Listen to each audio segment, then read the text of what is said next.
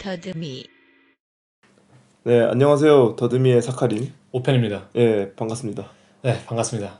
뭐 사카린 잘 지냈어요? 네, 저야 뭐 잘 지냈습니다. 날씨가 지금 거의 한 근 2주일째 계속 비가 와서 좀 기분이 멜랑꼴리한데. 오늘 목소리가 이미 약간 멜랑꼴리한데요? 네, 오늘 좀 굳어있네. 목소리가 좀 축축합니다 오늘. 그러니까 적어도 약간 이 안부 인사 얘기하면서 느낀 게 네, 제가 최근에 아는 분이랑 이렇게 좀 그걸 했어요. 예, 예. 근데 거기서 서로 한 말이, 그러니까 그분이 커플이었는데 다 이제 그분도 하는 말이, 요즘 진짜 할 말이 없더라. 전화. 그죠. 안부할 게 없다. 그러니까 삶에 이 이벤트가 없다고 해야 되나? 그죠. 네. 근데 이게 그래서 약간 사람이 우울해지잖아요. 삶에 이벤트가 없으면. 나만 이렇게 좀 잉여 같은 삶을 살고 있나? 그러니까 스펙타클한 게 필요한데. 스펙타클도 아니고 그냥 이 소소한 이벤트. 그죠. 그러니까 예를 들면 저는 그런 식이에요. 뭐 하루에 가장 큰 이벤트가 뭐 편지 배달부가 와서 우리 집 종을 누른 거? 막 이런 수준인 거니까. 콘탁이 없는 삶. 컨택트가 없는 삶. 그래서 좀 슬픈 삶인데, 그래서 주기적으로 이렇게 팟캐스트를 하러 만난다는 게 좀 삶을 좀 계속 연명시키는 것 같아요. 저도 알바할 때나 네. 그리고 뭐 그 외에는 솔직히 뭐 슈퍼 가서 마켓 직원이랑 이제 얼마냐 그쵸. 그런 거에서 돈 지불하는 거 빼고는 그렇게 큰 가까운 그 콘탁이 없는 것 같아요. 요즘 삶 참 이벤트가 없는 그죠. 삶인데 요즘에. 지금 뭐 한국도 그렇고 뭐 어디도 그렇고 청취자분들도 다들 어떠한 지금 삶을 겪고 계신지 모르겠지만 참 평화롭다고 해야 되나, 이 지루하다고 해야 되나, 그죠? 그 사이에 애매모호한 그쵸. 중간 지점이죠. 그리고 한국이 이제 곧 설이라고 하더라고요. 벌써 그래요? 근데 5인 이상 못 모여가지고 막 좀 또 아쉬운 사람들 설이네요. 다 모이고 싶을 텐데 요즘엔. 또 젊은 그 뭐라 하죠, 어린 아이들과 젊은 친구들의 세뱃돈 받는 맛이 있어야 되는데. 그쵸, 세뱃돈 그게 제일 큰데. 카카오페이로 싸줘야죠. 그쵸. 네. 저를 그냥 이모티콘 사진을 찍어서 하고 네. 싸주는 방식 갈 텐데, 아무튼 그래서 뭐 저한테는 그래서 이 팟캐스트가 사실 꽤 중요한 의미예요 요즘에. 네. 그래서 좀 많이 요번에 집에 처박혀서 공부도 좀 하고. 그래서 이번 작가에 대해서 잠시 얘기를 해보죠. 네, 이번 작가는 뭐 또 이미 소개가 되었겠지만 버니 로저스입니다. 그죠. 저번 편에 저희가 약간 이제 기대감을 좀 불어넣는 이제 발언을 했잖아요. 네. 뭐 1, 2편에 했던 야나 오일러랑 아담 린더랑은 좀 다른 궤에 있는 그죠. 작가를 좀 선택하려고 했다. 그래서 실제로 재밌는 게 저도 조사를 하면서 재밌더라고요.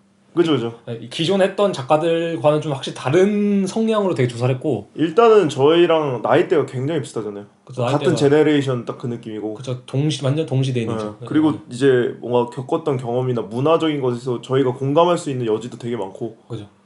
그래서 이제 뭐 확실히 아담 린더랑 야나 오일러 때보다는 조금 더 어떤 이렇게 논리적인 느낌이라기보다는 맞아요. 오히려 약간 좀 더 감정적이고. 그리고 약간 이렇게 얘기할 수 있을 것 같아. 이걸 하면서 느끼는 게, 그 인터넷에 그런 거 있잖아요.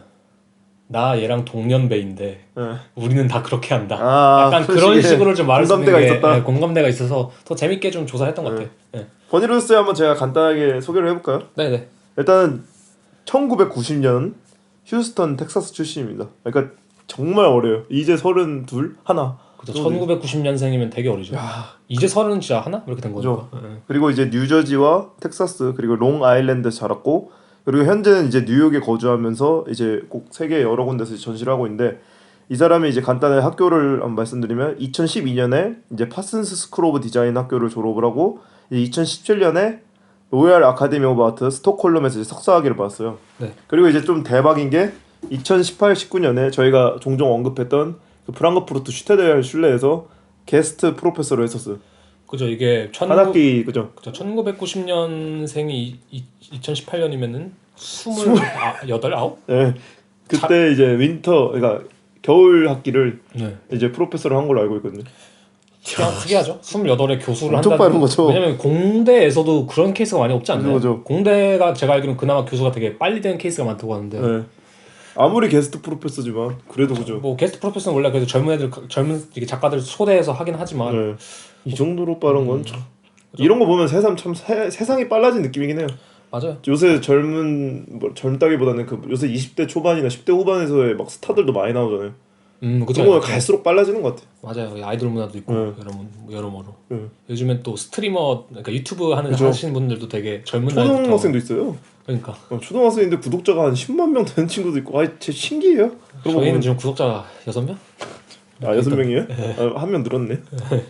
아무튼 그리고 이제 버니로저스는 이제 저희가 전시를 다 나열하기 힘들 정도로 지금 굉장히 액티브하게 전시를 하고 있고, 그리고 가장 최근에 이제 쿤스트하우스 브레겐츠라는 곳에서 거의 1층부터 5층까지 전체 공간을 전시를 했죠. 그쵸. 대형 전시. 네, 대형 전시를 이뤘었죠. 스케일이 대단히 컸고, 그다음 쿤스타우스 프렌즈 오스트리아에 있는 건가요? 네, 오스트리아에 있는 곳이. 거기 여기가 굉장히 유명한 곳이에요. 네, 유명한 작가들이 되게 많이 전시하는 곳이고. 최근에는 그 피터 피슐리도 했었고, 피슐리, 그리고 웨이드 구이톤. 네, 웨이터 구이퉁이랑 그리고 이제 함께 콜라보 전시도 했었고. 아무튼 그죠, 맞아. 여기가 굉장히 유명하고 전시 공간도 되게 좋은 곳이에요. 그렇죠. 전시 공간이 되게 널찍하고 깔끔하고 딱 그죠. 네, 되게 좋아요. 이거 여기는 저도 인스타로 되게 팔로우를 해놓는 곳이고 좋은 전시를 많이 하는 것 같아요. 확실히. 웬만한 작업이 좋아 보이는 공간. 아니, 공간도 공간인데 그냥 실제로 좋은 작가들이 많이 전시를 하는 것 같아. 그죠. 네. 그리고 이제 그 베를린의 함부르그 바노프에서도 전시를 했었고, 네. 그리고 가장 제가 어제 알게 됐지만 이번에 최근에 그 버니레우스가 소속돼 있는 소사이어티 갤러리에서도 소사이에텐가요? 네, 그것도 이제 베를린에 있는 거죠. 네, 베를린에 있는 거기서도 이제 가장 최근에 전시를 했었죠. 그래서 미국인이긴 한데 뭐 미국에서도 활동을 많이 합니다만 되게 독일에서 특히 활동을 많이 하는 것 같아요. 슈테인슐레도 독일에 있는 거고 그죠? 커리어가 그래서 특이한 것 같아요. 미국 출신인데 파슨스라는 뭐 디자인 파슨스는 한마디로 패션 학교잖아요. 그죠, 패션으로 유명하죠. 그죠? 디자인 스쿨. 뭐 디자인을 나온지 모르겠는데 거기서 나오고 그 다음에 스톡홀름에서 석사를 하고 그다음 갑자기 뭐 독일에서 게스트 프로페서를 하고. 그러니까요. 뭐 그런 커리어가 좀 특이하게. 이게 약간 이제 범세계 문화를 그냥 보여주는 대변하는 커리어일 수도 있고. 뭐 그쵸. 네. 그래서 되게 좀 특이한 커리어를 가진 어린 나이에도 되게 그래서 특이한 작가예요. 그래서 이 작가에 대해서 이제 소개를 하기 전에 사실 이런 프로필을 살필 때 요즘에 그런 거 많이 하잖아요. MBTI. 그죠, MBTI. 연예인들도 막 자기 MBTI 밝히고 그러는데 그녀도 이제 MBTI를 관련해서 시작하면 좋을 것 같아요. 왜냐면은 실제로 버니로스가 MBTI로 작업을 한 게 있거든요. 그래요? 이게 몇 년도 작업인지 모르는데 거의 2010년대 초반? 뭐 이 정도 수준일걸요? 약간 이제 얼리 어답터 느낌이 좀 있는데, 왜냐면 MBTI가 인터넷 세계에서는 그 당시에도 좀 알려졌으니까. 그죠. 지금 갑자기 붐이긴 한데 버니로스가 작업했을 때 당시에는 뭐 이 정도는 아니었을 거예요. 그죠? 그래서 그녀가 MBTI로 했던 작업이 MBTI 만달라스는 이제 원이라는 그 뜻인데, 작업이라고 하긴 애매한데 뭐 이게 보시면 알겠지만 칼라링 페이지예요. 칼라링 북처럼 색깔 칠할 수 있게 만들어 놓는 색칠 공부. 네. 근데 이제 3가지 MBTI 유형을 가지고 만들었더라고요. 근데 이제 아마 제 생각엔 그게 자기 유형인 것 같아요. 자기가 했을 때 거기 이제 왔다 갔다 하는 그 3가지 유형. 첫 번째가 이제 INFP, 그다음 두 번째가 INTJ, 세 번째가 INFJ입니다. 그러니까 그다음 제가 볼 때 작업의 미학적으로 봤을 때 INFP랑 INFJ의 그 디자인을 그 해놓은 게, 색칠 공부 책 해놓은 게 좀 그녀가 자주 쓰는 미학이라는 걸 봤을 때 아마 이 두 개가 가장 좀 근접할 것 같아요. INF 머시기 느낌. F가 딱 그 필링이잖아요, 그죠? 그렇죠. F가 약간 이제 감정적인 거고 I가 이제 약간 내성적인. 버니로스 작업이 하긴 T의 감성은 아닌 것 같아. 약간의 F의 감성 쪽이지. 그렇죠, F죠, 확실히. 그다음에 오펜 씨는 뭐죠? MBTI가? 이거 밝혀야 되나? 아니, 오케이, 이거 뭐. 저는 이제 INTP죠. 저도 INTP. INTP 20P입니다, 20P. 네, 이건 뭐 그냥. 2INTP죠. INTP 방송이에요, 사실. 아마 듣는 분들 나도 INTP인데 이러고 있을 수도 있어요, 사실. 그지. 그래서 뭐 이걸로 설명한 이유가 뭐냐면은 저희가 아까 멜랑콜리아다 이런 얘기를 했었잖아요. 네. 근데 버니로스 작업에서 이 멜랑콜리아다는 것이 대단히 중요한 그 키워드인 거거든요. 왜냐면 그녀 자체도 되게 멜랑콜리해 보이고 사람이 그다음에 작업도 되게 멜랑콜리해 보이잖아요. 근데 우리가 이제 멜랑콜리라는 거 말할 때 사칸 씨 멜랑콜리의 정확한 정의가 뭔지 아세요? 정확한 정의는 모르는데 그 멜랑콜리가 주는 그 마시멜로 같은 느낌이죠. 네, 그 뭔지 아시죠? 약간 말랑말랑 찐득찐득하고는 살짝 축축하면서. 맞아, 약간 약간 좀 그런 거. 사실 현대에서는 이제 멜랑콜리하면 좀 우울한. 그죠, 우울한 의미로 많이 쓰죠. 네, 뭐 우울하고 뭐 슬프고 약간 불행한 그런 감정을 말하는 걸 보통 이제 알고 있는데 이제 멜랑콜리의 어원이 되게 재밌습니다. 이제 제가 MBTI로 시작한 이유가 또 여기서 나오는데. 고대에도 이 고대 방식의 MBTI가 있어요. 사람은 다 똑같네. 네, 고대에도 이제 사람을 나누는 사주처럼 사주도 사실 사람을 나누는 거고. 그죠.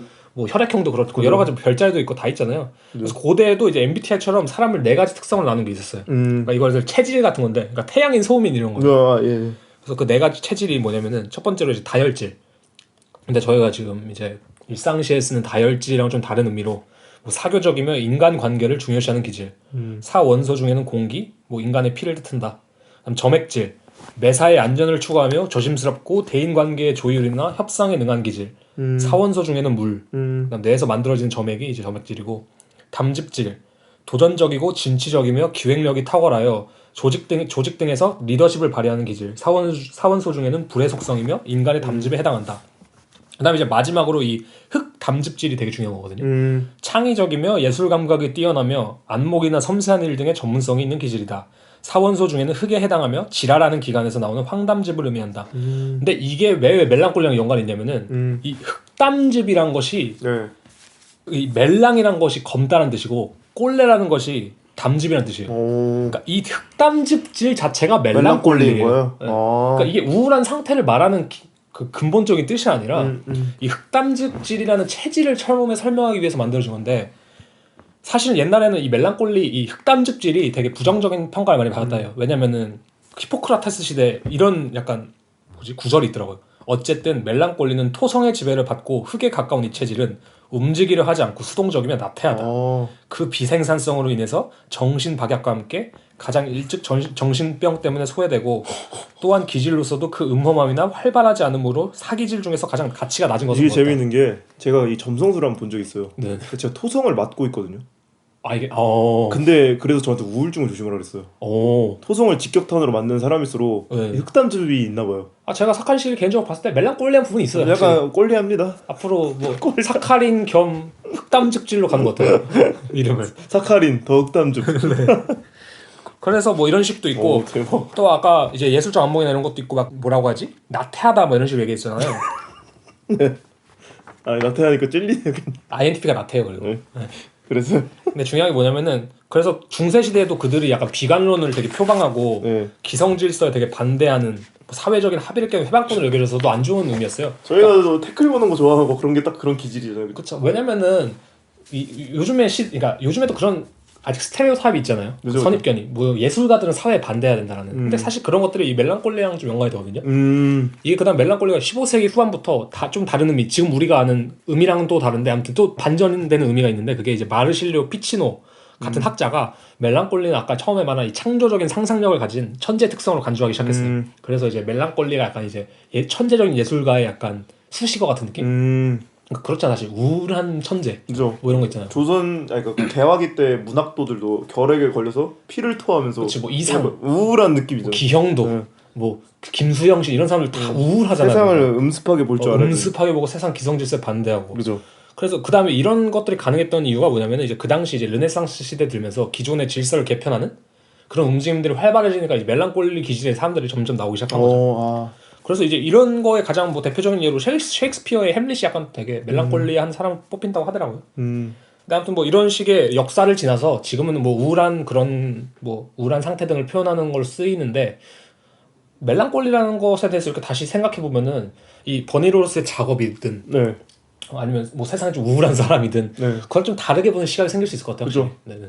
뭐 아무래도 대부분은 이제 밝은 면을 바라보고 네네. 그거에서 이면을 잘 안 보려고 하잖아요. 일부러 피하는 걸 수도 있고. 그죠. 근데 이제 버니로스 같은 경우에는 약간은 태생이 멜랑콜리한 사람일 뿐더러 네. 그리고 그 사람의 이제 작업 스타일을 저희가 얘기를 하겠지만 보면 되게 이면에 대해서 이야기를 많이 하잖아요.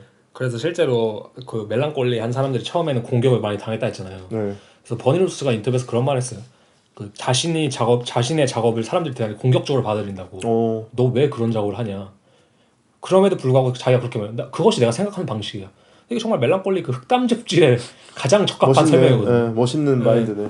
기존 체제에 반대하는 그 불편함을 가지면서도 그 우울함을 동시에 가져가는. 근데 이렇게 설명을 해놓고 보면은 정말 이제 버니로스의 작업이 대충 어떤 느낌인지 감이 오실 거예요. 네. 그래서 저희가 이제 이어가지고 설명하려고 하는 게 트라우마 그죠. 관련이잖아요. 그죠. 트라우마, 우울과 네네. 이제 애도 같은 그런 표상들에 대해서 얘기를 해볼 거잖아요. 네, 저희가 이제 그 관련해서 버니로스 약간 인터뷰 네. 말을 인용한 게 있는데 한번 읽어주시겠어요? 네. 제 생각에 극복할 수 있는 것은 있으며 그렇지 않은 것도 존재한다고 생각합니다. 저는 애도라는 것이 애도의 기간처럼 유한한 경험이라고 생각하는데 반대합니다. 어딘가에는 분명 사랑하는 사람의 죽음을 슬퍼하는데 적절한 방법과 시간이 있다는 믿음이 있지만 동시에 당신은 절대로 첫사랑에서 벗어날 수 없다라는 말도 통용됩니다. 이는 나의 수많은 마술적인 예술 작품에 영향을 준 가치들의 수렴에 대하여 말해줍니다. 그렇죠. 이게 말하는 게 이제 내 트라우마나 내 애도나 내 우울은 일시적인 게 아니야. 그것은 내 상태야 그냥. 그것이 내 체질이야. 그러니까 어쩌면은 버니 로저스한테는 우울증 같은 게 잊혀질 수 없는 첫사랑 같은 거죠. 그죠? 그러니까 계속 가고 있는 그죠. 네, 그러니까 이런 거죠. 야 이제 그만 좀 우울해라. 그죠, 그죠. 너 우울할 만큼 우울했잖아. 라고 하는 게 통용되지 않는다는 거죠. 그리고 그게 실제 우울증 환자한테 하면 안 되는 말이에요. 하면 안 되는 그만해라. 말이지. 어? 언제까지 질질 적당하다, 짤 거냐. 적당하다 이건 그게 말이 안 되거든요. 그렇죠. 이게 이제 버니 로저스가 이제 말하는 바니까. 실제로 버니 로저스가 우울증도 있었고 그죠. 어렸을 때. 지금도 아마 있을 거예요. 지금도 항상 있네? 자기는 늘 우울증을 갖고 있는 우울한 긍정주의자라고 했거든요. 그러니까 흑담즙질이잖아. 그러니까 평생을 이제 우울하고 또 되게 이 트라우마와 또 관련이 돼 있는데 그죠. 제가 이 트라우마라는 것을 꼽은 이유가 뭐냐면은 버니 로저스 작업이나 이 현대사를 분석할 때 이 트라우마가 되게 중요하다고 여겨지더라고요. 왜냐면은 그 사실 이런 애도라든지 사랑하는 사람의 죽음 같은 걸 받아들이면 그게 트라우마화 되잖아요. 어떻게 보면. 그죠. 근데 이제 그것을 어떻게 받아들이느냐라는 식의 뭐 아니면 그것이 트라우마가 어떻게 생성되고 트라우마가 사람을 어떻게 이끌어가느냐가 되게 좀 중요해 보이더라고요. 그래서 트라우마에 대해 좀 조사를 해봤는데 뭐 큰 상처를 뜻하는 라틴어 트라우마가 말의 어원이고 뭐 육체적 상처도 그래서 피지컬 트라우마라고 하긴 하는데 보통 이제 요즘에 우리가 트라우마라고 하면 이제 정신적인 트라우마를 말하죠. 그래서 PTSD랑 연관돼서도 많이 나오고.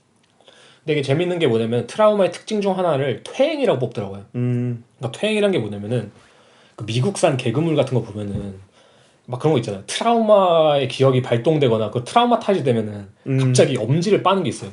애기처럼. 그때 제가 어제 저희가 얘기하면서 제가 물어봤어요. 심슨에서 그죠. 심슨이 갑자기 눈 동그래지면서 이렇게 네. 엄지 빠는 게 그거냐고. 그러니까 쪽쪽 빠는 게 미국 사람들 사이에서는 되게 좀 이게 약간 그러니까 미국 사회에서는 되게 뭐라죠? 일상적 이미지인가요? 그렇죠. 일상적 모두 다 아는 그런 트라우마를 표현하는 그 이미지란 걸 모두 다 알고 있는 거죠. 오. 근데 그게 이 기저에 뭐가 있냐면은 엄청난 심리적인 고통을 받아들이지 못해서 그 심리 상태를 유아기로 보호받고자 하는 것이라고 하더라고요. 그래서 실제로 뭐 정신 분석에서는 뭐 눈물 자체도 가벼운 수준의 퇴행이라고 본대요. 그러니까 이 트라우마가 사람에게 가져다 주는 게 사실 퇴행이라는 점이 되게 재밌는 것 같아요. 저는. 그러니까 왜냐면은 트라우마를 겪을 때 사람이 강해질 수도 있잖아. 그죠. 그렇죠. 극복하는 사람도 있고. 극복하는 사람도 있고 아니면 뭐 실제로 뭐 사람의 몸, 뭐 신체 작용이든 정신 작용이 그렇다면 뭐 그렇게 될 수 있는데 어쨌든 그 퇴행을 가져온다는 게 저는 되게 재밌다고 생각이 들더라고요. 그래서 중요한 거는 아까 말했던 이런 멜랑콜리적인 기질과 이 퇴행성이 합쳐진 게 저는 버니로스의 첫 번째 작업의 주축이 되는 개념이라 생각해요. 그러니까 그리고 이 버니로스가 제가 말했잖아요. 어린 나이에 되게 많은 성공을 거뒀고 뭐 작업들이 되게 뭐 어떻게 뭐 비판받는 핀트도 있겠지. 뭐 너무 그냥 힙한 거 아니야? 라고 할 수도 있고 너무 그냥 갖다 쓴 거 같은데? 라고 할 수도 있지만 동시에 어쨌든 간에 많은 영역에서 인정을 받고 있으니까 계속 활동을 활발히 하는 거잖아요. 네. 그런 거 봤을 때 아 이게 이 사람이 단순히 어떤 뭐 이미지를 차용하고 뭐 그런 문제라기보다는 이 퇴행성과 아니면 이 트라우마 아니면 이 멜랑콜리적인 감성들이 본질을 건드리는 현대의 어떤 본질과 연관되지 않을까라는 생각이 되게 많이 그죠. 들더라고요 저는. 그죠. 그러면서 제가 이제 또 다음에 이제 저의 생각의 방향성이 어디로 가냐 사춘기예요 사춘기. 왜냐면은 제가 최근에 읽은 책 중에 알랭 바디의 참된 삶이라는 책이 있는데 네. 그건 나중에 이야기하긴 할 건데 거기서 사춘기를 다루더라고요. 그리고 뭐랄까 이 퇴행이란 건 사실 유아기적이라고 했잖아요. 그죠. 그러니까 사춘기라는 거는 동시에 유아기라고 해야 될까? 아동이 성인이 되어가는 그 중간 지점이 사춘기잖아요. 그렇다고 할 때 분명히 사춘기란 건 사람에게 되게 중요한 지점이죠. 그죠. 가장 뭐 일반적으로 정체성의 혼란을 많이 겪기도 하고 인격적으로 많이 그때 이제 형성이 되기도 하고 사회 관계나 그죠. 그래서, 친구 교우 관계도 네, 그렇고. 그렇죠. 근데 이걸 우리가 그냥 단순히 그냥 그런 시기야라고 넘길 수만 없는 시기라고 제가 이걸 조사하면서 되게 느꼈던 게 뭐냐면은 퓨버티에 점점 더 집중하고자 하거든요. 퓨버티가 이제 약간 소녀에서 여성으로, 소녀에서 남성으로 형태가 바뀌는 거. 그러니까 섹슈얼 2차 성징. 2차 성징이죠. 섹슈얼 뮤테이션, 그러니까 몰폴로직 체인지. 그러니까 이게 성적인 변환 아니면은 그 형태적인 변화를 말하는 게 퓨버티인데 이 사춘기 아까 저희가 트라우마 얘기했잖아요. 네. 이 사춘기와 트라우마가 어떻게 연결될 수 있냐면은 네. 또래에서도 다 어떤 애는 더 빨리 성장하고 어떤 애는 더 늦게 성징이 오잖아요. 2차 성징이. 근데 이제 재밌는 게 여성과 남성을 비교했을 때 조기 사춘기, 그러니까 남들보다 사춘기가 빨리, 그러니까 2차 성징이 빨리 온 케이스 이걸 봤을 때 여성에게는 일반적으로 조기 사춘기가 심리적으로 엄청난 해를 끼친다고 하더라고요. 되게 뭐라고 해야 될까? 어린 소녀가 2차 성징이 빨리 왔으면 남들보다 더 크잖아요. 다른 소녀들보다 훨씬 몸집이 크고 가슴도 나오고 가슴이라든지 뭐 여러 가지 이제 여성적인 좀 이제 굴곡들이 생길 텐데 그죠. 그런 것들이 이 사회적 압력 속에서 그러니까 날씬해져야 된다. 뭐 여자는 날씬하고 뭐 좀 아담해야 된다. 뭐 이런 식의 느낌이잖아요. 예뻐야 된다. 이런 그 뭐랄까 압박감 같은 건가? 네, 규칙과 맞아떨어지지 않으니까 스스로의 몸을 되게 숨긴다고 하더라고요. 되게 빨리 그렇게 성징해 온 사람들은. 그래서 실제로 엄청 낮은 자존감을 갖게 되고 더 많은 우울증의 원인이 된다고요.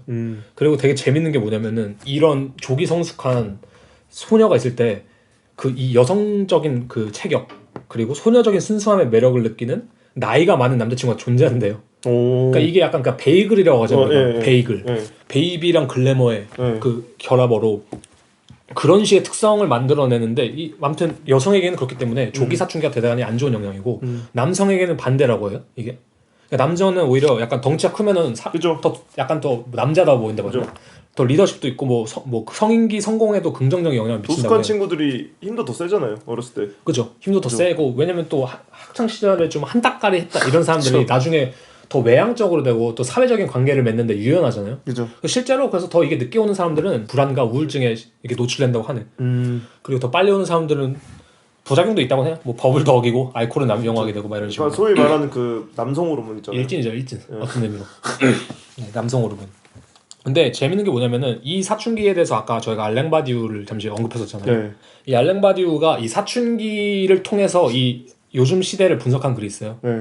이 글에서 뭐라고 하냐면은 간단히 정리를 하자면 요즘의 시대는 그 인문 의례가 폐지됐다고 해요. 성인으로 가는 인문 의례가 폐지된 현대 사회라고 해요. 그러니까 그 뜻이 뭐냐면은 옛날에는 이것이 뭐 보수적이어서 보수적이다 아니다 뭐 좋다 안 좋다 가치 판단으로서 이게 옳다 그르다 뭐 좋다 안 좋다 이런 의미로 말하는 게 아니라 그냥 옛날엔 그랬으니까 하는 건데 옛날에 남성은 뭐 몇 살이 되면은 그죠. 군대에 가야 된다. 몇 살이 되면은 뭐 가장이 돼야 된다. 조선 시대에서는 뭐 상투 그렇죠. 트고 몇 살이 되면은 상투를 터고 그때부터 성인이다. 그러니까 그런 게 있잖아. 너가 요거를 지나면 성인이야. 네. 여성도 이게 뭐 여성도 다양해. 누구의 아내가 되면 성인이 되는 걸 수도 있고. 네. 뭐 처녀성이 없어지면 성인이 되는 걸 수도 있고. 네. 뭘 하면 성인? 아마존에서는 뭐 왼쪽 가슴을 도려냈다고 하잖아. 그 아마존에서 여전사들이. 여전사들이. 뭐 조회족 같은 경우도 그렇잖아요. 그러니까 그러면 이제 그 사람들 전사로서 하나의 선으로서 인정받는 거잖아, 사실. 그러니까 영화 300에서도 그 뭐 늑대를 잡아오면 전사를 껴주고 그러잖아요. 그죠. 근데 요즘에는 사실 통과 의례가 있었죠, 항상. 통과 의례가 있었지. 아니면은 진짜 뭐 종교적으로 봤을 때 거세 같은 느낌일 수도 있고. 그죠. 근데 요즘엔 그런 게 없잖아, 사실. 요즘 그죠 없죠 아무래도. 뭐 성인식도 없고. 그러니까 대학을 나오면 성인인가? 뭐 술을 먹을 수 있는 그러니까 술을 먹을 수 있는 나이 뭐 19세 이상 뭐 이러면 성인이다라고 말하지만 그냥 그거는 그냥 그나마 하나 좀 서류적인 거고.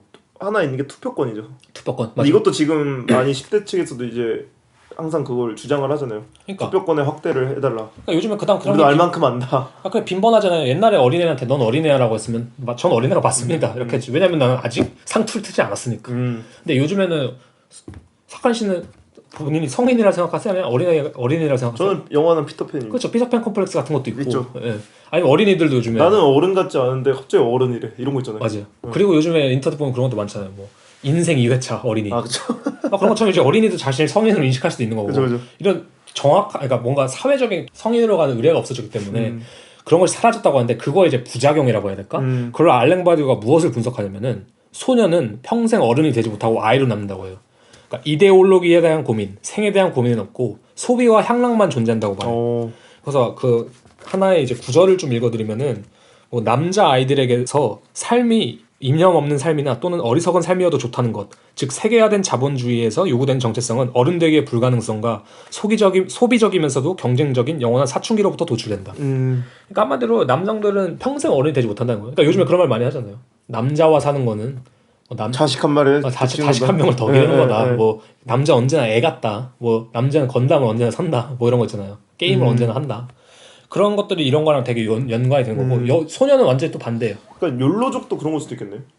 삶의 이념. 그러니까 그렇죠. 이념이 없는 거죠. 그냥 막 초식남 이런 이야기도 있고. 초식남 정확히 뭐죠? 그게 이제 그런 거죠. 이제 연애나 가정을 포기하고 그냥 이념도 없이 그냥 나 혼자 내 삶 즐기다 가겠다. 그런 것들이 이제 그냥 소비와 향락 문화에 그냥 즐기다 그런 건가? 그런 것도 있고. 그렇죠. 사실 요즘엔 이념이란 게 없잖아요. 너가 남성으로서 뭘 해야 돼 이런 건 없잖아요. 그런 걸 전혀 깨져가는 사회니까 사실. 그죠. 뭐 그게 좋다면 좋은 건데 어쨌든 간에 이런 부작용이 있다는 건 분명히 존재하거든요. 왜냐면은 이것이 무엇을 뜻하는 거냐면 알랭 바디우가 말한 게 이 사춘기가 영원히 지속된다는 거야 사실. 그러니까 성인도 아니고 유아기도 아닌 그 지점이 영원히 지속된다고 했을 때 이걸 가져가는 거거든요. 그럼 소녀는 여자, 소녀는 반대라고 해요. 소녀는 너무 일찍 어른이 되어버려요. 그러니까 소녀는 어렸을 때부터 우리가 앞서 말한 것처럼 어떤 뭐 사회적으로 여성이 되어야 되는 이미지들이 많잖아. 네. 뭐 잡지, 인터넷, 네, 뭐 네. 유튜브, 뭐 여성 그 꼬마 아이들이 갖고 노는 장난감. 그죠. 부터 해서 여자들은 태어나면서부터 조숙해져 있는 거 아니에요. 그죠. 그래서 뭐 아이의 순간을 잃어버린 제 냉소와 체념만 남는다 이런 식으로 말을 하거든요. 알랭 바디우는 딸은 예적부터 그녀 자신이 능동적으로 되어야만 할 어른 여자 되기에 노출된다. 혹은 달리 말해서 아들에게는 어떠한 선행도 없으며 따라서 정체 불안도 없다. 딸에게는 사춘기나 또 유년기 자체를 먹어치우는 성인기의 소급 작용이 있다. 이에 따라 조숙의 불안이 있는 것이다. 그러니까 여자들 언제나 조숙해지기 위한 불안이 있는 거야. 그러니까 페미니즘 운동이 사실 지적한 게 이런 부분인 거잖아요. 이게 사회 어떤 뭐 꾸미는 노동이라고 하고 코르셋이라고 한다는 게 사실 여성이 태어나면서부터 이렇게 가지고 있는 이 조숙의 불안을 말하는 거거든요. 그죠. 근데 그럴 때 여자는 어떤 능동적인 삶을 사실 택하지 못하는 걸 그죠. 말하는 거죠. 그래서 막 그런 이야기가 많잖아요. 성조숙증이 요새 좀 문제고. 네, 맞아요. 그리고 이제 아이들이 이제 어렸을 때부터 계속 그런 식의 미디어로부터 오는 여자의 모습에 너무 영향을 받아서 일찍 화장하고. 그렇죠. 실제로 화장을 많이 하고. 네, 일찍 막 화장하고. 그런 것도 있잖아요. 요즘 어린애들 뭐 다이어트를 해야 된다. 네, 맞아. 그런 이야기도 많이 있고. 문제 있고. 그래서 마지막으로 몇 가지 이걸 넘어가기 전에 알랭 바드의 참된 삶에 몇 가지 읽어드리면 되게 좋을 것 같아요. 플라톤이 민주주의 사회에 관해 예견했던 것처럼 우리는 이 모델이 어른이 되기를 바라는 젊은이들이라기보단 오히려 어떤 대가를 치르더라도 젊음을 유지하기 바라는 늙은이들이라는 인상을 받는다. 젊다는 사실이 더 이상 인문을의 형태로 젊은이와 어른을 나누는 사회적인 표시 작업에 종속되지 않으며 따라서 성장기와 성인기 사이에 전이가 한층 유연해졌다고 주장할 수 있다. 이는 또한 성인의 유소년화라고 부를 수 있는 무엇인가를 초래한다. 어린애처럼 만들기를 말이다. 또 한편으로 젊은이는 무한정 젊은 채로 남는데 왜냐하면 특정한 표식이 없다는 것은 어떤 특정한 측면에서 성인기가 연속적인 동시에 부분적인 방식으로 유년기의 연장이 된다는 의미이기 때문이다. 소년은 남자의 결핍으로 이념을 결여하고 딸은 여자의 과잉으로 이념을 결여한다. 되게 재밌는 표현이죠. 네, 재밌네. 예. 근데 저는 확실히 이걸 읽으면서 진짜 요즘 시대에 잘 맞는 것 같아요. 저도 스스로 그렇게 생각하거든요. 나는 언제 성인이 되는 걸까? 그죠. 예. 그래서 저도 이제 가끔 그런 생각을 하죠. 그냥 뭐 우리 어릴 때 그 부모나 그런 모델들이 있잖아요. 그죠. 그래서 나도 당연히 그 나이 때가 되면 그렇게 될 줄 알았는데 너무 공허한 거예요. 그죠? 맞아요. 당황스럽고 오히려. 그러니까 지금 나이인데도 당황스러운 거야 아직도. 맞아. 내가 어른이라고? 내가 진짜 어른이 될 수 그러니까 있는 이게 건가? 놀라잖아요. 깜짝깜짝. 응. 예. 책임을 져야 된다는 거에 대한 두려움일 수도 있고. 그러니까 이게 나이 한 30쯤을 쳐도 이 김광석 시대 30쯤이랑 완전 다른 것 완전 같아요. 다르죠. 느낌이. 그죠? 그때는 한 삶의 3회차 온 느낌이었잖아요. 그러니까 그때는 진짜 삶의 진짜 인생에 뭐 좀 어느 정도 통달하는 느낌이 좀 그러니까 서른쯤에 노래가 그러니까 이 어른들이 들으면 또 이제 피식하실 텐데 그죠. 서른쯤에 뭔 통달이야 이럴 텐데 아무튼간에 뭐 그런 느낌 있죠. 그죠. 그러니까 피터팬 콤플렉스가 실제로 너무나도 많고 요즘에. 그죠. 예. 괜히 이제 현재는 과거랑 비해서 나이 곱하기 0.3을 하라는 게 괜히 나오는 소리가 아니죠. 예. 그래서 저는 이걸 얘기하는 이유가 버니로스의 사실 이러한 피트가 되게 많이 등장해요 작업에. 그렇죠. 뭐냐면은 이 미학을 좀 어떻게 설명하고 싶냐면은 조숙해버린 소녀들의 이미지와 그것을 소비하는 다 커버린 소년들이라고 생각하거든요. 그러니까 이게 재밌는 게 뭐냐면은 실제로 그런 이미지가 너무나도 많다 생각해요 요즘에. 엄청 많죠. 예. 왜냐면은 간단한 예시로 게임을 들 수 있을 것 같아. 먼저. 왜냐면 게임을 큰 어른들도 하지 어린애들도 하지만 어쨌든 여기서 말하는 거는 소년들이 한다는 거잖아. 네. 다 커버린 어른들도 소년이라고 가정하니까. 네. 끝없는 유아기가 있는 거니까 사춘기가. 그렇게 봤을 때 그 남성들이 플레이하는 거는 되게 그 미소녀 같은 캐릭터들. 그죠. 그런 게임 되게 많죠. 그런 게임 되게 많잖아. 미소녀의 모습에다 뭐 전투 로봇을 차고 있다든지. 그러니까. 뭔가 되게 하이브리드된 모습들. 그러니까. 그리고 이것들이 어쨌든 결국 소비되는 것들이 다 약간 섹슈얼한 것들이 있잖아요. 그게 정확히 말한 게 딱 알랭바드 지적했던 그 핀드잖아. 소녀가 여성이 된 소년을 남자가 그러니까 다 커버린 남성이 소비하는 거라고. 모해와 이런 것도 그렇고. 그렇죠. 근데 그런 것들이 사실 게임이나 인터넷 공간에서 되게 많이 일어나잖아요. 그죠. 그러니까 예를 들면은 제가 조사한 걸로 마이 리틀 포니라는 게 있거든요. 네. 그러니까 실제로 버니로스가 마이 리틀 포니를 작업에 사용하기도 했어요. 근데 마이 리틀 포니가 뭐냐면은 이제 유니콘 캐릭터 같은 거예요. 약간 말 캐릭터인데 남한을 대상으로 하는 이제 트랜스포머 같은 이제 뭐 자동차라든지 로봇 같은 게 있었다면 그것을 대응하는 브랜드로 이제 여자 아이들을 이제 소비층으로 삼는 브랜드인데 네. 이제 되게 뭐 예쁘고 귀엽게 생긴 이제 유니콘 같은 거예요. 근데 이제 마이 리틀 포니의 특징으로는 이제 모든 이제 그 포니 완구는 이름별로 각자의 고유한 문양이 엉덩이 양쪽에 새겨져 있는데 이것을 큐티 마크라고 한다. 이것도 되게 웃겨요 저는. 좀 이 정신이 좀 이상한가? 라는 생각이 들 정도로 순수해 보이진 않네. 그러니까 엄청 그 진짜 말 그대로 그 어린 소녀들과 그다음 그 동물 그죠. 귀여운 동물에 대한 엄청난 그 뭐라고 하지? 그거를 성적 대상화가 있는 그죠, 거거든요 이게. 아니 왜냐면은 그 동물들을 등급을 따질 때 실제로 그 지장을 찍잖아요. 돌아가지고 그거. A 등급 네, 인장을 찍기도 1 하고. 플러스 등급 이런 식으로. 네, 그리고 이게 좀 엉덩이에 새겨져 있다는 게 조금 왜 엉덩이야? 섹슈얼하죠. 그래서 웃긴 게 뭐냐면은 말의 둔부는 항상 섹슈얼함의 상징이었는데 뭐 그런 거야? 약간 그 말의 그 뒷다리부터 시작해서 그 둔부를 약간 그런 식으로 바라보기도 하잖아요. 그렇죠. 그래서 이게 재밌는 게 뭐냐면은 2010년부터 뭐 마이 리틀 포니 프렌드십 이즈 매직이라는 G4 애니메이션이 등장했대요. 뭐 이게 뭔지는 잘 모르겠는데 그것의 등장으로 인해 이제 브론이라고 하는 애니메이션 및 2차 창작을 주로 이제 생성하는 팬들이 늘어났대요. 근데 이 브로니가 뭐냐면은 이제 미국에서 이제 남자를 브로라고 하잖아, 서브로.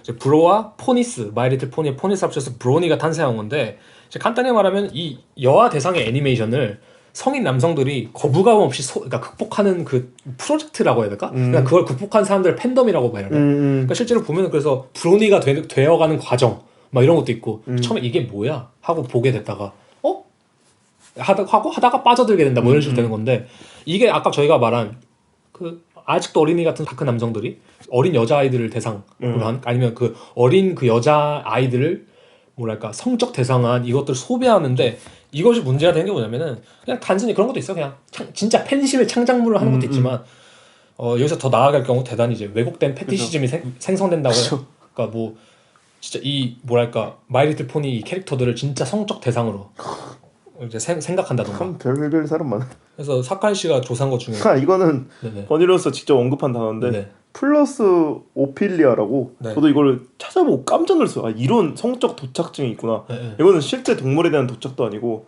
여성에 대한 도착도 아니에요. 이건 봉제 인형에 대한 도착이거든요. 봉제 인형. 네. 봉제 인형에 대한 성적 도착증이라서 거기에 그 성적 도착증을 가진 사람들이 여자도 있고 남자도 있지만 대부분 그 인형에 직접 딜도를 달거나 그 인형 안을 이렇게 판다고 하더라고요. 자기가 삽입을 하기 위해서.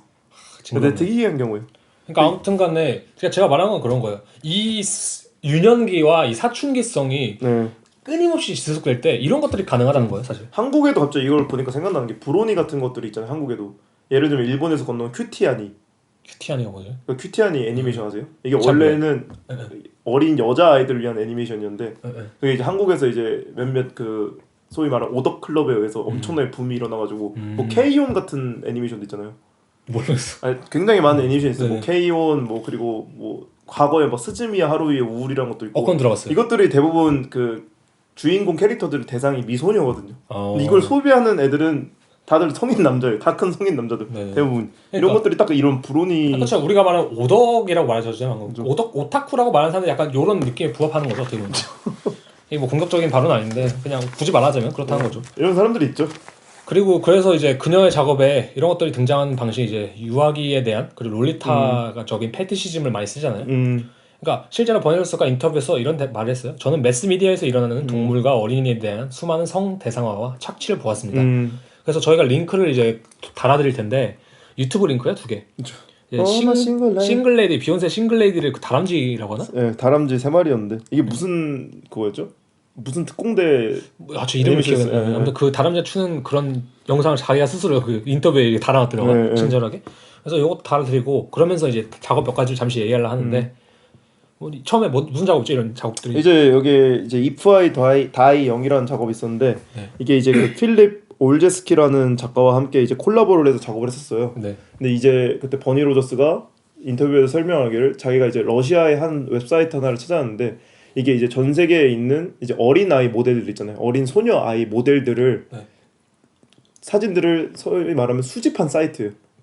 근데 그 사이트에 당연히 그 워터마크가 박혀 있을 거 아니에요, 사진마다. 그죠. 그 워터마크에 박혀 있는 문구나 게티 이미지 그런 그러니까 사이트의 이름들을 뺀 나머지 것들을 지워버리고 딱 그것들만 이제 약간 펠트천에 모아서 전시를 한 거예요. 여성 사진 아니면은 그거 그러니까 어린 아이 사진은 싹 지워버리고 그 워터마크만 남겨놓은 거예요. 그 워터마크가 되게 이상한 게 많아요. 그쵸. 흠 막 이런 한국어로 흠도 있고 한국어로 굳이 번역하면 귀여운 어린 엘프닷컴. 귀여운 ним프스닷컴 막 이런 느낌 있잖아요. 그리고 비단 이 워터마크가 러시아 워터마크뿐만 아니라 독일어도 있고 우크라이나 뭐 러시아어 뭐 별게 다 있어요. 그리고 또 재밌는 게 If Die Young에서 또 그런 것도 있잖아요. 그 노래가 같이 틀어지잖아요, 전시장에서. 다른 공간에서. 근데 거기 작업이 그게 되게 재밌더라고요. 재밌다고 표현한 것도 그렇고 그러니까 작업이 뭐 잘한 건데 뭐냐면은 밴드 페리의 If I Die Young이라는 노래가 있대요. 네. 근데 이제 그게 그 노래를 어린 소녀들이 커버한 12개의 노래들이 있대. 그 앨범인 것 같아 아마. 그걸 이제 12개의 곡이 있는데 그러니까 소녀들이 부른 거죠. 근데 그 내용이 다 같이 뭐냐면 이렇게 약간 합창하는 건 아니고 그냥 한 명당 하나씩 이런 느낌인 거야? 약간 합창하는 느낌이었는데 한 몇 명 같이 부른 것 같더라고요. 그게 좀 더 약간 이상할 거긴 한데. 이상하죠.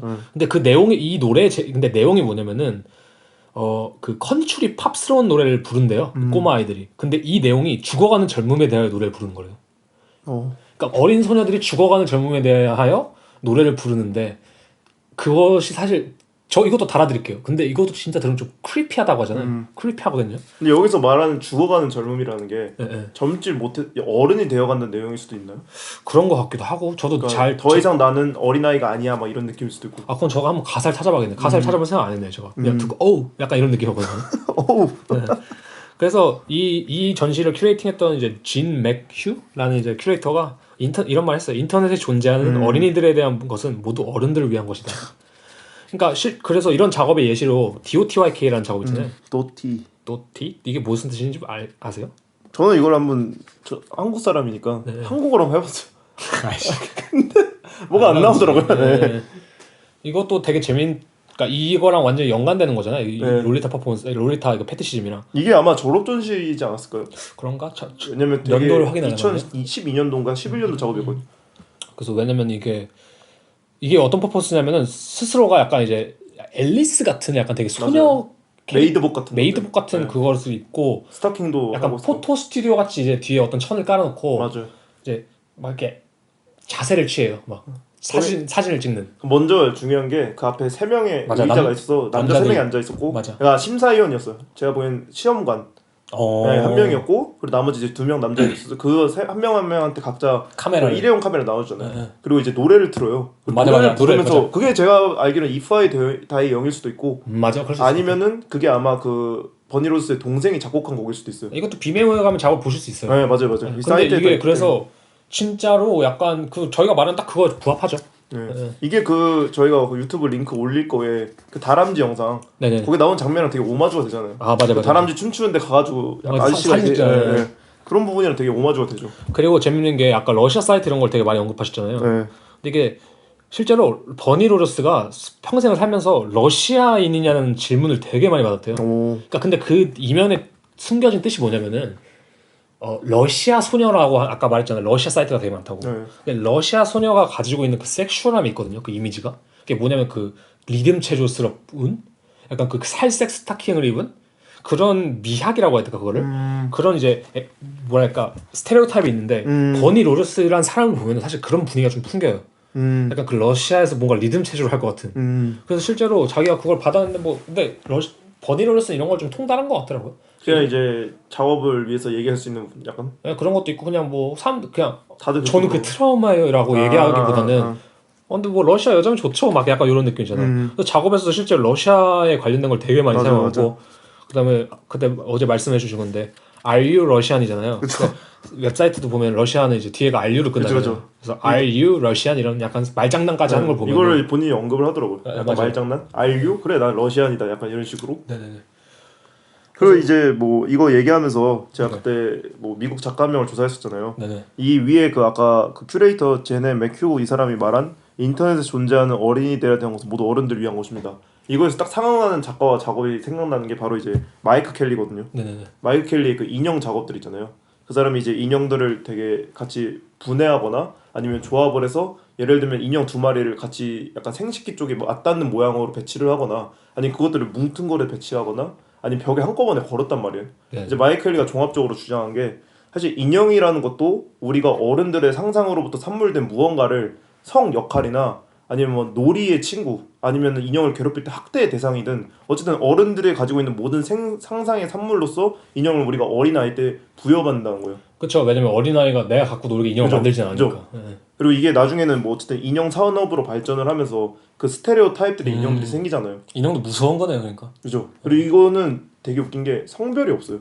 아, 그렇죠. 인형은. 그러니까 어린 아이한테 성적인 무언가를 알려주는 것이 타부일 수도 있기 때문일 수도 있고 그게 굳이 성적인 무언가를 없애버린단 말이에요. 그죠. 항상 다 플랫한 거거든. 맞아. 나중에 우리가 크면서 동물들도 수컷이 있고 암컷이 있어요 이러잖아요. 맞아. 동물 엄마 있고 동물 아빠가 있어요. 맞아. 근데 이제 우리가 어릴 때 주어받는 그러니까 부여받는 인형들은 그런 성별들이 싹 사라진 상태라는 거죠. 그럼에도 불구하고 그 지향한 타겟층도 분명히 존재하고 그 성별도. 그죠.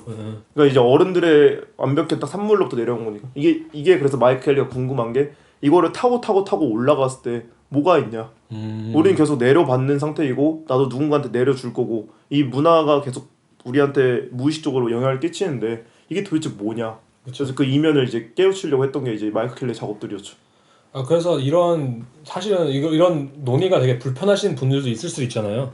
뭐 소아성애든 소녀 이미지와 여성적으로 그러니까 성적으로 착취를 당한 거든 그런 이미지가 되게 불편할 수 있는데 어쨌든 간에 버니로스는 이러한 작업을 되게 볼드하게 내나요 사실. 그죠. 예. 그냥 거리낌 없이 좀 내놓는다고 해야 되나? 아까 저희가 그랬잖아요. 누군가는 공격성을 느낀다고 자기 작업에. 그런 이유가 그러니까 이 DOTYK 퍼포먼스 같은 것도 보면은 그냥 이게 자기가 무언가를 표출하기 위해서 거의 즐기고 있다는 인상을 받기도 해요. 어떨 때는 보면은. 그러니까 무슨 느낌인지 아시겠어요? 그러니까 자기가 그다음 다른 작업들도 그런 거를 표방할 때 그러니까 저가 아까 처음에 그런 크리틱을 받는다 했잖아요. 기회 총각 갖다 쓰는 거 아니야? 기회주의자 아니야? 이런 맥락이 뭐냐면은 이런 되게 불편한 토픽들을 스스로가 너무 그것을 재밌게 하고 있다는 느낌을 받아요. 즐기고 있어요. 즐기고 있다는 느낌을 받거든요.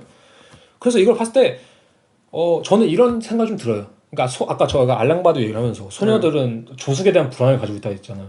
근데 동시에 이거의 문제점이 뭐냐면은 아까 제가 말했잖아요. 중학생들이 다 화장을 한다고. 그러니까 누가 시켜서 보는 건 아니지만 동시에 이것은 마이크 켈리처럼 우리 부여받은 인형 때문에 우리가 그것을 하는 거잖아. 근데 그것은 어떤 지점에서는 수동적이지만 또 어떤 지점에서 되게 능동적인 거예요. 그죠. 그러니까 예를 들면은 제가 그냥 단순히 중학생한테 가서 야 너 화장하지 마. 너 그거 너 세뇌 받은 거야라고 할 수는 없잖아. 그죠. 걔 중학생 입장에서 제 자유의지인데 내가 재밌는데요? 막 제가 하고 싶은 거고 내가 왜 예쁘게 보이면 안 돼요? 라고 할 수 있는 거잖아. 그러니까 그런 점에서 되게 무서운 거거든요. 그러니까 이런 이중성이 분명히 존재한다는 거죠 사실.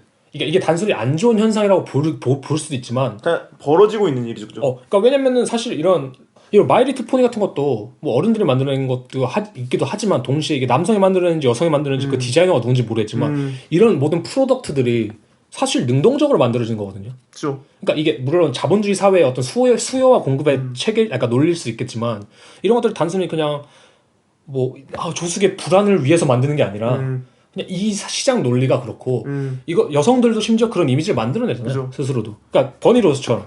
버니로스도 약간 자신의 작업을 하는 목적이 제가 보기엔 비판과 비난의 목적은 아니에요. 그죠. 그냥 이러한 문화가 있고 이것을 우리가 무시할 수 없다. 왜냐면 당연히 있는 것이기 때문에. 그리고 재밌는 게 이런 문화들만이 또 가지고 있는 좀 이게 역겨운 말일 수 있지만 그 미학이 있어요. 맞아요. 그러니까 이런 좀 역겨운 소재들만이 가지는 그러니까 역겹다는 것도 사실은 우리의 지금 체계 안에서 취향이죠 어떻게 보면. 그러니까 이런 역겹다는 건 좀 표현이 과하고 이런 좀 그러니까 되게 마이너한 느낌. 마이너한 장르에서도 그만의 미학이 있다는 거지. 그러니까 버니로스가 사실 추구하는 미학이 이런 마이너함에 있고. 네. 그래서 아마 뭐 이런 얘기를 하면서 좀 느끼시는 분은 느꼈겠지만 저희가 다음에 이제 할 얘기는 인터넷 문화에 관련된 얘기예요. 이게 가장 저희가 이제 많이 할 이야기죠. 인터넷 문화와 그리고 다시 한번 아까 얘기했던 처음에 트라우마에 관한 이야기들. 트라우마에 관한 얘기 다시 좀 돌아와서 우리가 얘기하고. 이제 그래서 저희는 뭐 시간이 꽤 지났네요 보니까 정신없이 얘기를 했는데 잠시 쉬고 와서 인터넷 문화 관련해서 다시 이야기를 하겠습니다. 네.